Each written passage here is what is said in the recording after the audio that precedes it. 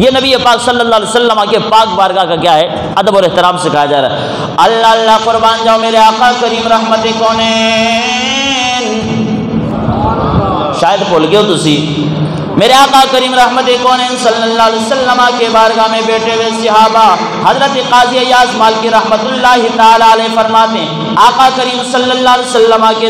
دربار میں بیٹھے ہوئے صحابہ کا انداز کیا ہوتا تھا؟ آقا کریم صلی اللہ علیہ وسلم کے صحابہ حضور کی پاک محفل میں، پاک مجلس میں بیٹھا کرتے تھے۔ حضرت قاضی ایاز مالکی فرماتے ہیں، حضرت جابر بن سمرہ سرکار کے صحابی کی روایت نقل کرتے ہیں، آپ فرماتے سرکار دو عالم صلی اللہ علیہ وسلم بڑی محفل میں بیٹھ کر اپنے صحابہ کرام سے دوران گفتگو کبھی کبھی حضور تبسم فرمایا کرتے تھے۔ کیا کرتے سن؟ تبسم فرماندے سن۔ کیا کرتے سن؟ تبسم فرماندے سن۔ ہلکی سی مسکراہٹ ہے۔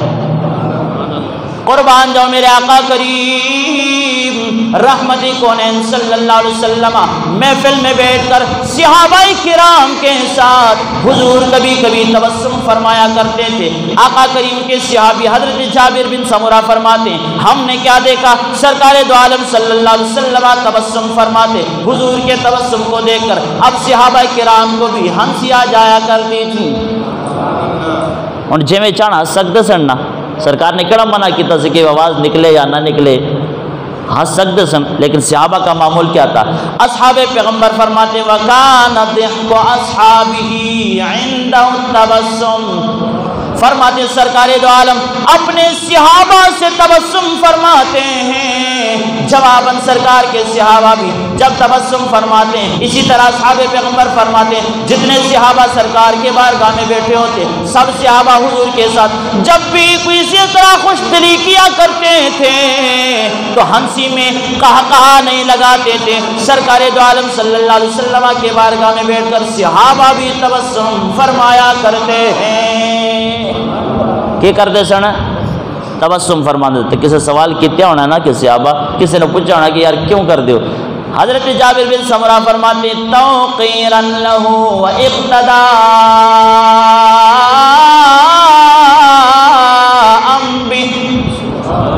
فرماتے ہیں لوگوں سرکار کے صحابہ تبسم اس لیے کرتے تھے، دو باتیں ہوتی تھیں، ایک بات تو یہ کہ پہلے سرکار نے خود تبسم فرمایا ہے، صحابہ بھی تبسم فرماتے تھے اس لیے کہ سرکار کی سنت پہ عمل ہو سکتا ہے، اور دوسری وجہ یہ تھی فرماتے توقیرا لہ، سرکار کے تبسم پہ صحابہ کرام بھی تبسم فرماتے تھے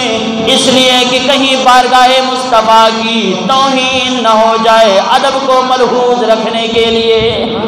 سرکار کی تعظیم کرنے کے لیے صحابہ بھی تبسم فرمایا کرتے تھے۔ اے جابر بن سمرہ سے ہر صحابہ کرام کا اور معمول کیا تھا؟ آپ فرماتے جب صحابہ کرام سارے سرکار دو عالم کے مجلس میں بیٹھے تھے، میرے آقا کریم صلی اللہ علیہ وسلم کی مجلس حلم و بردباری والی ہوتی تھی، شرم و حیا والی محافل ہوا کرتی تھی، غیرت اور حمیت والی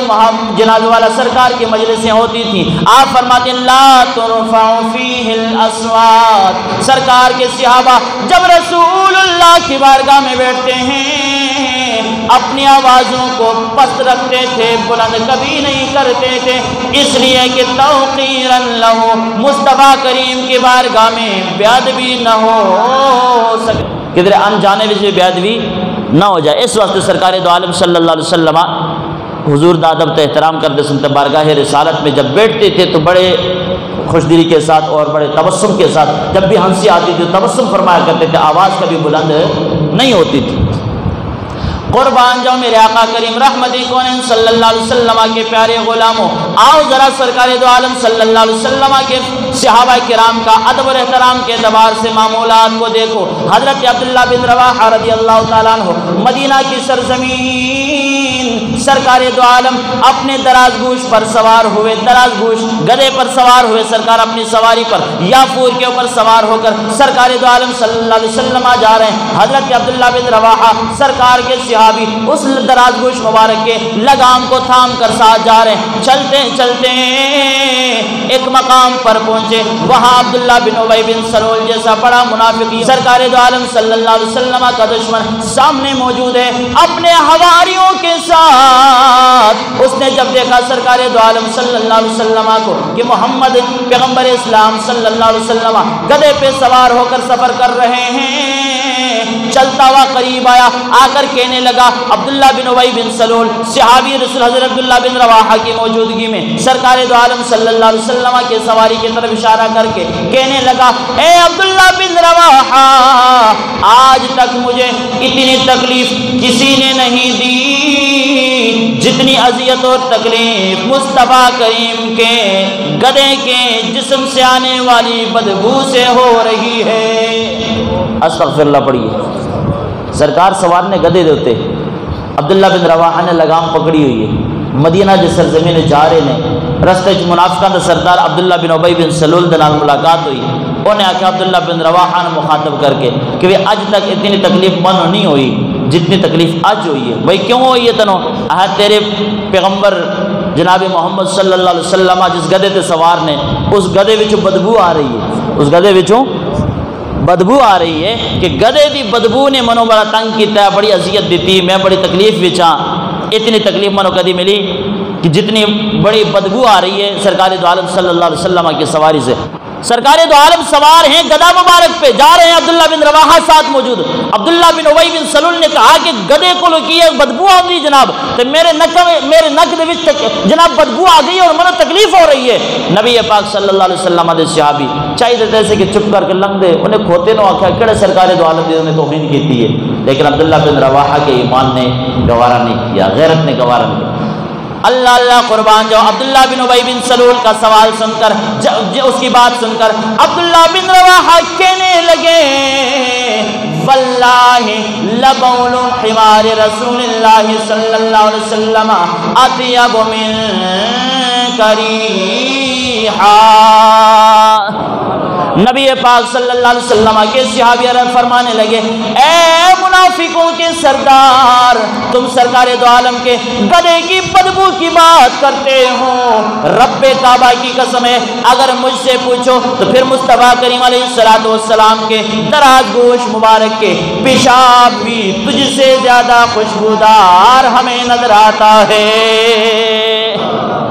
تاجدار ختم نبوت زندہ باد، تاجدار ختم نبوت زندہ باد۔ گل تو سمجھ آئی کہ نہیں آئی؟ فرمایا تو اب کھوتے دی گل پیا کرنا ہے، اگر میرے کو پوچھنا تو میرے مصطفیٰ کریم علیہ السلام جس گدھا مبارک تے سوار نے، وہ گدھا جتنے پیشاب کردا ہے نا، وہ پیشاب بھی تیرے نال چوکھا پا کے، تیرے نالوں چوکھا پا کے۔ سیدھے سادے لوگ گلاں کردے نے انسانیت دا تقاضا رکھنا چاہیے، اے انسان نو برا بلا نہیں کہنا چاہیے۔ بھائی انسان دا پتر بنے تو پھر تو برا نہیں، تو انسان بنے نبی دا دشمن، انسان بنے اسلام دا دشمن، انسان بنے ختم نبوت دا غدار، پھر حق تے باطل نہ کہو تو پھر ساری مسلمانی کدھر گئی؟ فرمایا کہ اے عبداللہ بن ابی بن سلول یاد رکھ، یہ تیری سوچ ہے کہ تو گدھے کی بدبو سے تنگ آتا ہے، ہم سے پوچھنا مدینہ سے چلا ہوں یہاں تک لگام پکڑ کے سرکار کے دراز گوش کا، مجھ سے پوچھ میرے محبوب کے دراز گوش مبارک کا پیشاب بھی تجھ سے زیادہ خوشبودار ہے۔ پھر کیوں نہ کہیے عارف کھڑی کے جناب والا زبان سے، قدر نبی دا ایک جانن اور دنیا دار کمینے، اور قدر نبی دا اور جانن والے اور سو گئے وچ مدینے،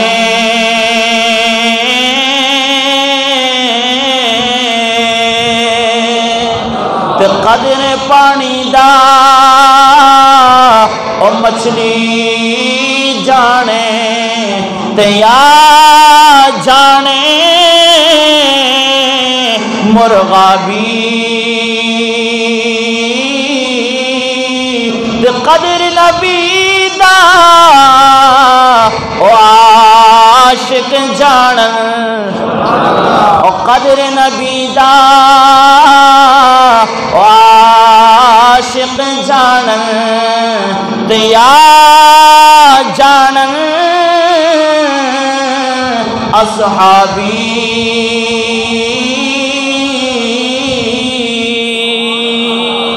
تے قدر یوسف دا او معلم ہویا مصر دے وچ گیا نو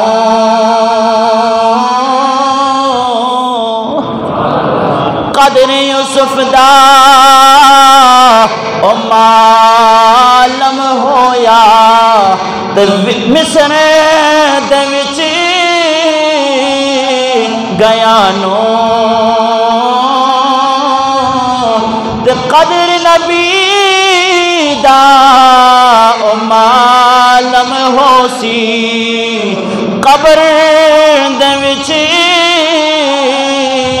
گیا نو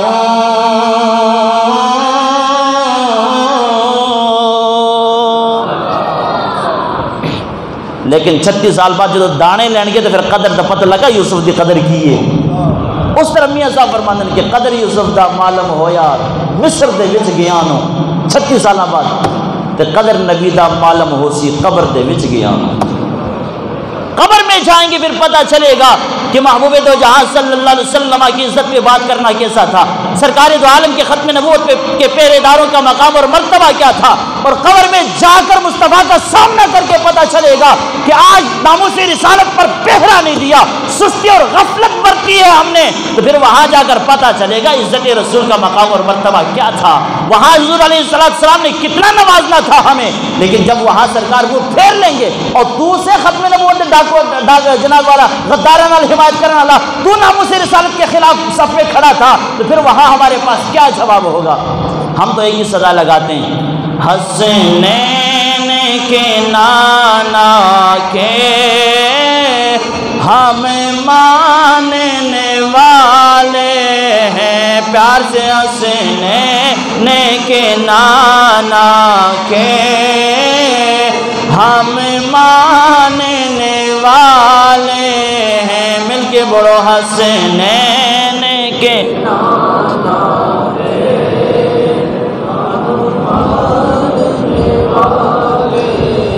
کیا ماننا ہے حسنین؟ جب آواز ہی نہیں، زبان ہی نہیں کھلتی، زبان کھول کے پڑھیں، حسنین کے نانا کے ہم ماننے والے ہیں، حسنین کے ہم ماننے والے ہیں، ناموس رسالت پر ہم جان بھی لوٹا دیں گے، مل کے پڑھیں، ناموس رسالت پر ہم جان بھی لوٹا دیں گے، ناموس رسالت پر